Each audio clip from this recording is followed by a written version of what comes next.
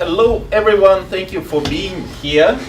This is our humble team and this is our project which is called MetroCard Protector project. And this is the hero of today's next 15 minutes. So I hope everyone knows what is that. But I would like to ask you a question, just one. How many of you had ever had problems with a MetroCard? Ever had? Please raise your hands. Oh, kind of half. Thank you very much. So it has flaws. You can fold it, it can get wet, and it can demagnetize. I mean, in either case, it will stop working. So we decided to design a solution. Solution is a protector with rigid case, which protects from physical damage, with a special metal layer which protects from demagnetization, and which is very convenient to use in the metro. This is our rough prototype. You push it out, you swipe, you push it in. So it always stays inside the protector. That is the idea. How we did it? First, we went to the e-lab and designed something like prototype. We have a plastic one and a paper one, and paper one actually protects from demagnetization. This is how we work. Then we went to people and talked with them to get idea, do they need that? And the idea was, yes, pretty much. More than 2/3 of people had problems and was irritated by them. So we moved to the next stage. We designed a landing page. We designed some designs with different pricings, with different features, to see which one people will prefer. Also design a small Facebook campaign to attract people, and email campaign to the people we talked with, interviews, and get a response. And overall, people are interested, but we get mixed results and mixed responses to our prototypes. And we understood that we need to continue talking with people and finding the best possible prototype. So, and now a small video how we actually worked.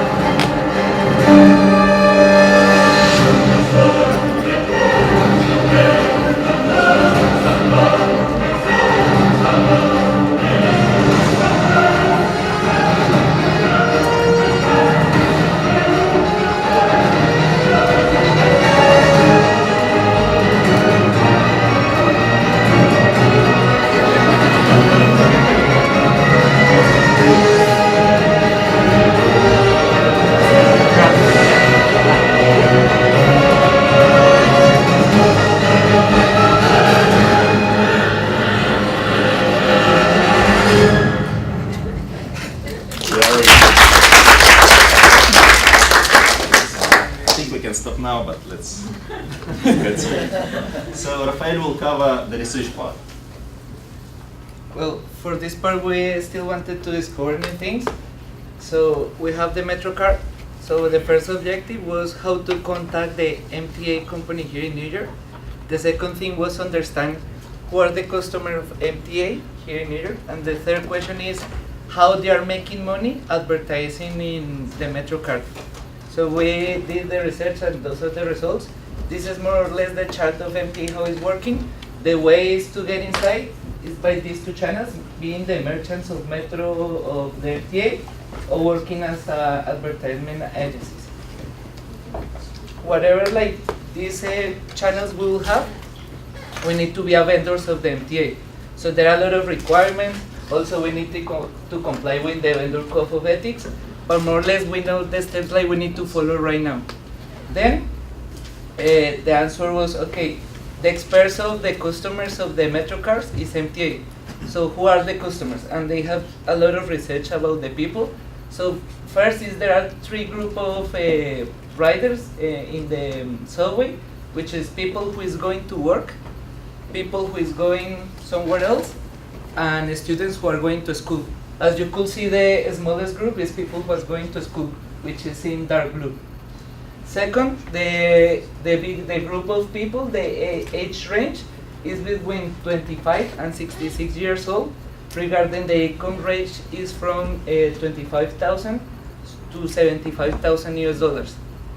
The more income the person will have, the less they will use subway. That's the conclusion here.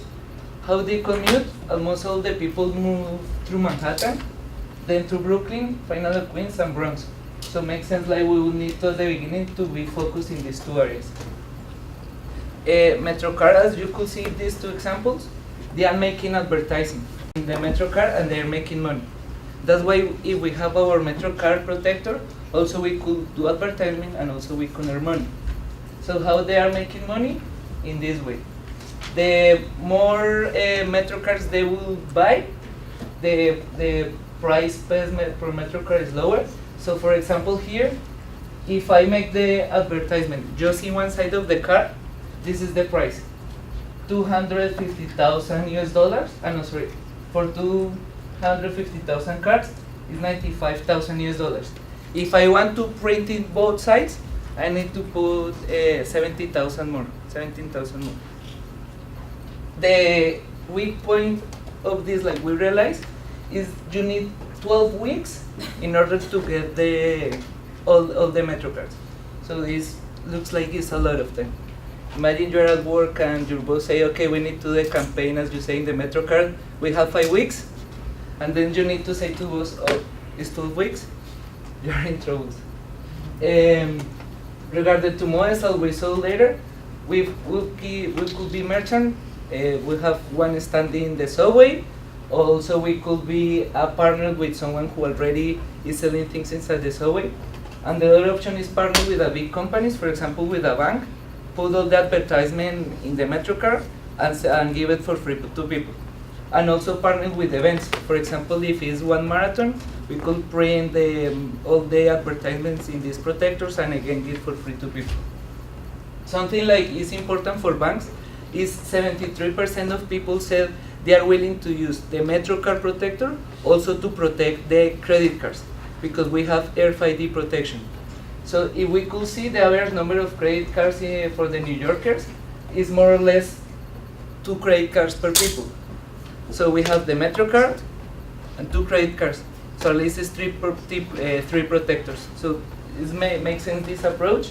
So that's why we want to focus on B2B customers with financial institutions and also do this advertisement and distribution with the protectors with MTM, with Citi or Chase. So, a few words about our research compendium. So, I would like to underline 3 resources that we thought are particularly important for us. First of all, was the educational resource, which is called New York City Department of Small Business, in which they provide us with 10 steps of how to officially register the company, where to hire employees, and etc. Then the official MTA website, where they have lots of information of how to make business, of how to do business with the MTA, and at the same time they have many small business development programs where they help small business to cooperate with MTA and grow and get even get some investments.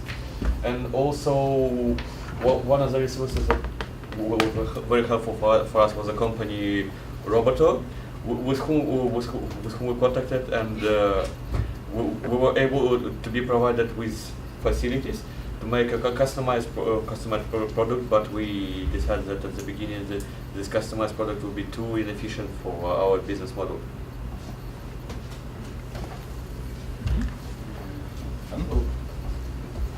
So we're going to individual reflections, and Rafael will start this series.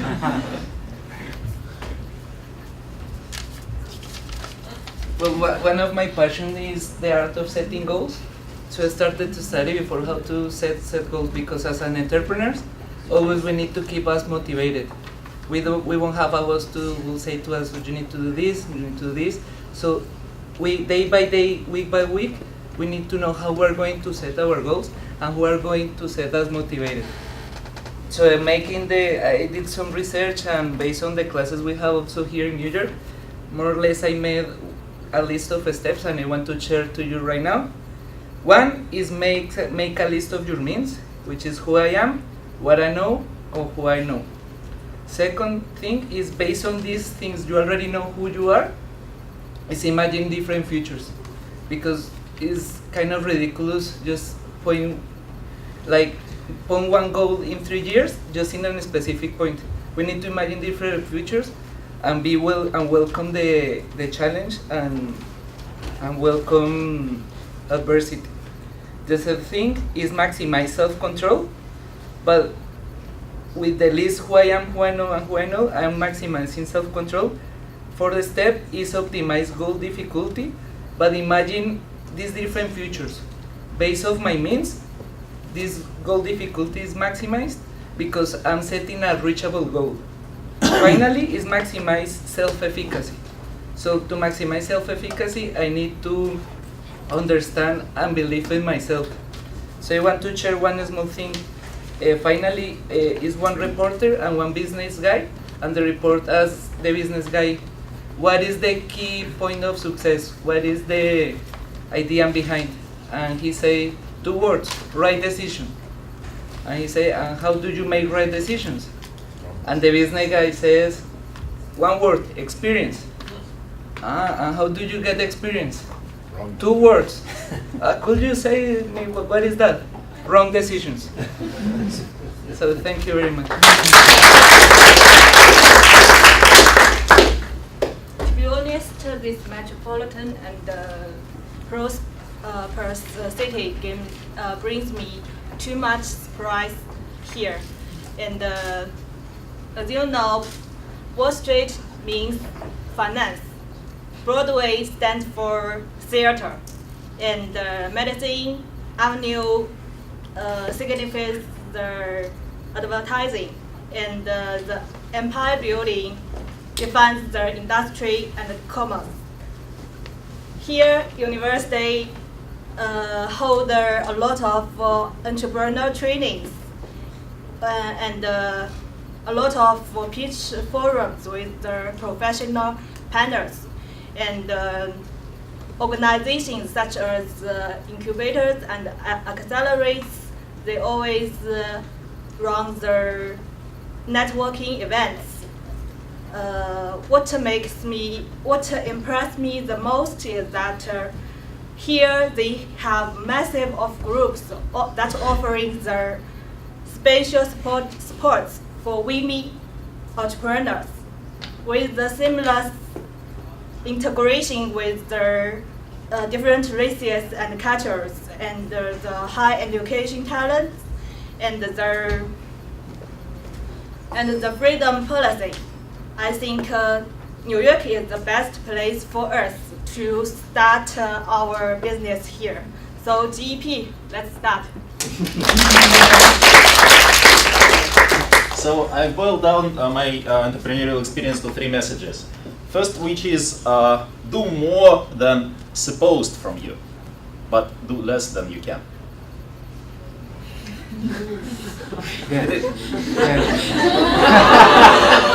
Second one, give, be generous, help people, because this is the way you connect with people. And the third one, questions are more important than the answers. And especially right questions are more important than right answers. So it is, and sometimes it's very hard to ask for help or ask for advice. So it is the thing to learn. And if you start with giving, you have the moral right to ask. So that's my 3 learning.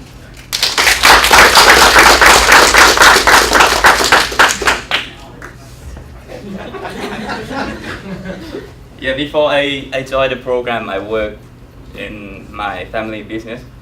I spent 2 years with my family business, and then I decided to join the program because I questioned to myself, what would I be in 10 years? And like the role model or something. And then I have no idea about it. I idea in my mind. I just want to be a better me in next year and keep going. So what I learned from this program, it speed up. It could speed up for me to be a better me.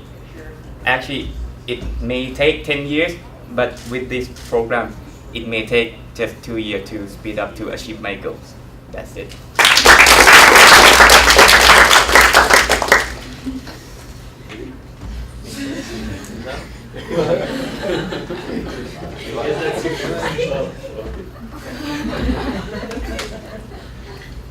So I'll be very short. So as for me, JP is a very good symbiosis of theoretical and practical tasks that we learn here. It helps us to develop as entrepreneurs, especially with this symbiosis, because at some point you either have only theoretical part of the entrepreneurship, which is not so helpful without any appliance to real world, and at some when you actually start your business, you may require this theoretical foundation which you just don't have.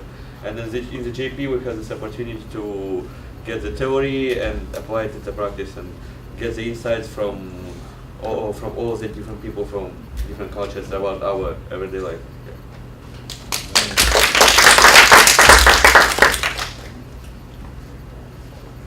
Hello everyone. I was in a plane yesterday. I was thinking about what GEP made me think of. And I came with one word. It's absolutely not related to entrepreneurship, but I decided to still go for it. And that word is emotion. We're finishing a year, which for me, and I think for all of us, was full of emotion. Some are bad, some are better. Some of us are waiting for babies.